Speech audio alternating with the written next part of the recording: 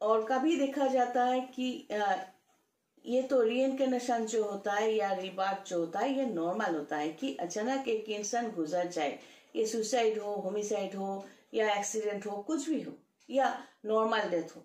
Normal death सोच लो कि 80 साल 90 साल में एक इंसान मर रहा है, लेकिन उसके अंदर जो भूख है वो तो मरा नहीं ना।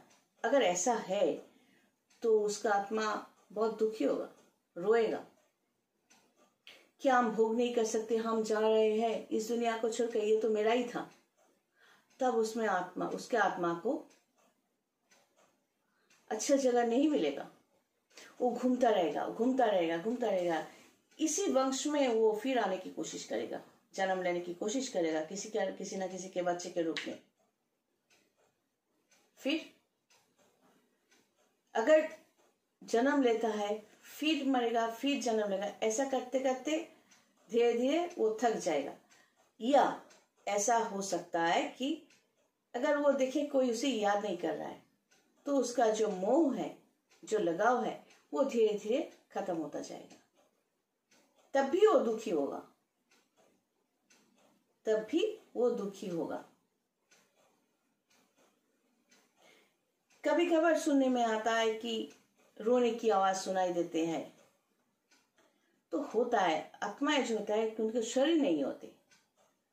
हम ऐसे एक्सप्लेन कर सकते हैं कि जो इंटेंसिटी ऑफ सोल होती है, जैसे मैंने पहले भी कहा था कि ये मैं देख रही हूँ, ऐसे बैठी हुई हूँ, अगर मैं मुर्दा हूं तो आप लोग समझ जाओगे कि ये डेड बॉडी है, लेकिन आंखों की तरफ देख के समझ जाओगे अगर मैं जिंदा हूं तो इंटेंसिटी ऑफ आइज जो है वो देख कर समझ जाओगे कि मैं जिंदा हूं। तो वो है सोल पावर। ये जो बात कर रही हो या नॉलेज जो एक्वायर कर रही हो, या हम है या आप है, जो भी है, तो नॉलेज कहां पर जा रहे हैं? ये शरीर छोड़ने की बात क्या वो खत्म हो जाते हैं? नहीं ना, वो भी तो एग्जिस्टेंस है। मतलब ये बॉडी जो है ये मेटेरियल बॉडी है, इसको जलाया जा सकता है, लेकिन जो कुछ एक्वायर किया मैंने, असेंबल किया नॉलेज को, फीलिंग्स को, सेंटिमेंट्स को, जो यहाँ पर स्टोर होता गया, ये अंदर स्टोर होता गया, वो सब कहाँ है? उसका भी एक फॉर्मेशन है, लेकिन उसका कोई बॉडी नहीं है। बॉडी का शेप है, इस बाहर की बॉडी के साथ ये बाहर की बॉडी के जैसा ही उसका भी एक शेप होगा, सिमिलर से शेप। तो वो है नॉन मैटेरियल बॉडी, उसको जलाया नहीं जा सकता, उसे जीवात्मा कहते हैं। और उसके अंदर प्राण शक्ति मतलब एनर्जी होता है, मतलब पावर होता है, वो है सोल। तो वो सोल मतलब एनर्जी और जो नॉन मैटेरियल बॉडी जो है, वो दोनों मिलकर फिर एक मैटेरियल बॉडी को ढूंढने की कोशिश करते हैं अपना जो भूख मिटाने के लिए, खुद के सपना को फुलफिल करने के लिए। उसके वैसा ही एक बॉडी चाहिए होता है, तब वो पुनः जन्म लेते हैं। वो अंदर घुसने की कोशिश करता रहता है। जैसे कि आपके घर से बेदखल कर दिया जाए तो आप क्या करोगे? उस घर में एंट्री लेने की कोशिश करोगे ना बार बार। तो this is the logical reason कि आत्मा को निकाल दिया जाए तो वापस आने की कोशिश करता है।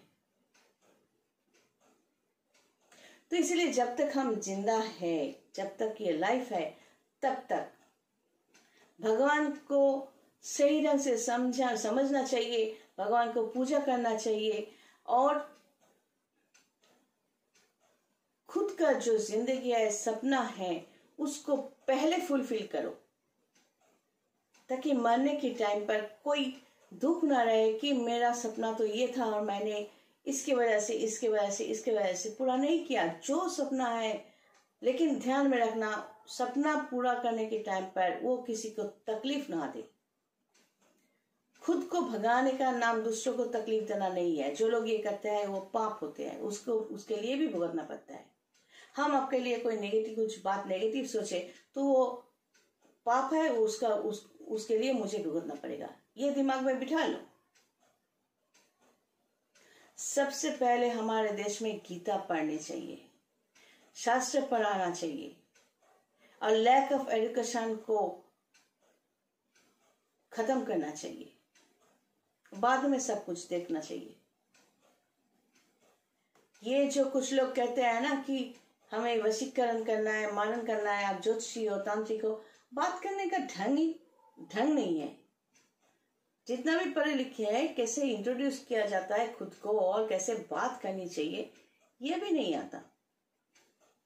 कुछ लोग ऐसे कहते हैं, स्पेशली जो काम नहीं करते, घर में बैठे होते हैं, कि हम लोग ये काम करते हैं, वो काम करते हैं, इसके पैसे नहीं मिलते।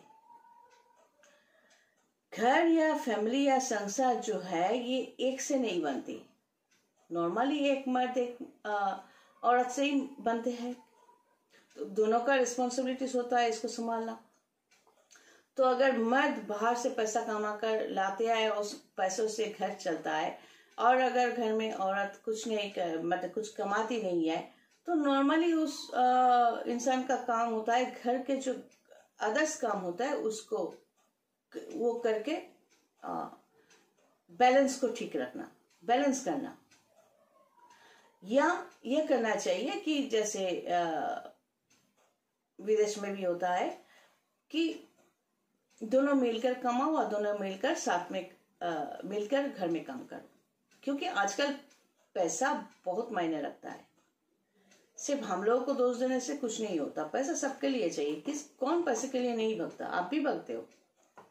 आप अगर पैसे के लिए भगो तो वो प्रॉब्लम नहीं है, उसमें कोई खराबी नहीं है। और जो फ्री में मांगने की आदत जो होती है, फ्री में काम करवाने की जो आदत होती है, वो अच्छा है। हम पैसा मांगे तो बुरा है, तो भाई हम बुरा है यही समझकर मेरे पास आना। तो ये जो रीइंकार्नेशन होता है, ये जिंदगी होता है, जो भी है, फिलहाल वर्तमान टाइम पे, प्रेजेंट में, एट प्रेजेंट ये बॉडी है, ये माइंड है, ये हार्ट है, खुद के आंखों में एक सपना है, एक विश है, बस उसे पूरा करो। First feed your soul and feed your mind and feed your heart. Make yourself happy first without harming anybody.